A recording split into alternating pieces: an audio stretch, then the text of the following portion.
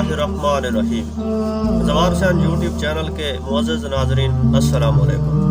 हमने इमाम जाफ़र सादिक़ अलैहिस्सलाम की हिदायत पर मुश्तमिल वीडियो का पार्ट 1 पेश किया था।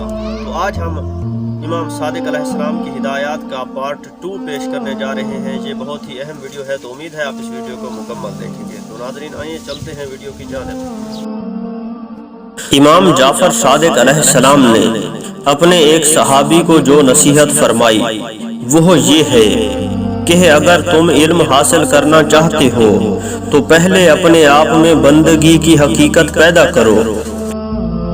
इस पर आपके सहाबी ने आपसे अर्ज किया, ऐ अबू अब्दुल्ला, बंदगी की हकीकत क्या है? आपने फरमाया, इसमें 3 चीजें शामिल हैं। बंदा उस चीज को जो अल्लाह ताला ने उसे अता की हो अपनी मलकियत ना समझे, क्योंकि उसके असल बंदे वही हैं जिनकी अपनी मलकियत नहीं होती।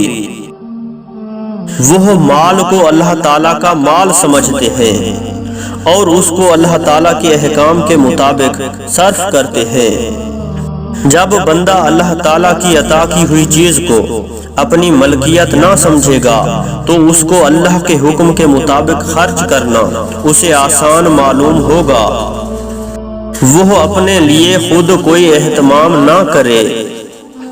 जब वो उसको असल एहतमाम करने वाले पर छोड़े रखेगा तो उसको दुनिया की मुश्किलें हल्की मालूम होंगी।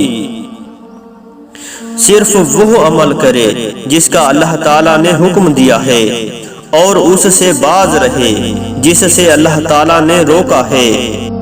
जब वो सिर्फ वही अमल करेगा जिसका अल्लाह ताला ने हुक्म दिया है और उस काम से बाज रहेगा जिससे अल्लाह ताला ने रोका है, तो वो दिखावा करने और लोगों पर बड़ाई जताने से बेनियाज रहेगा।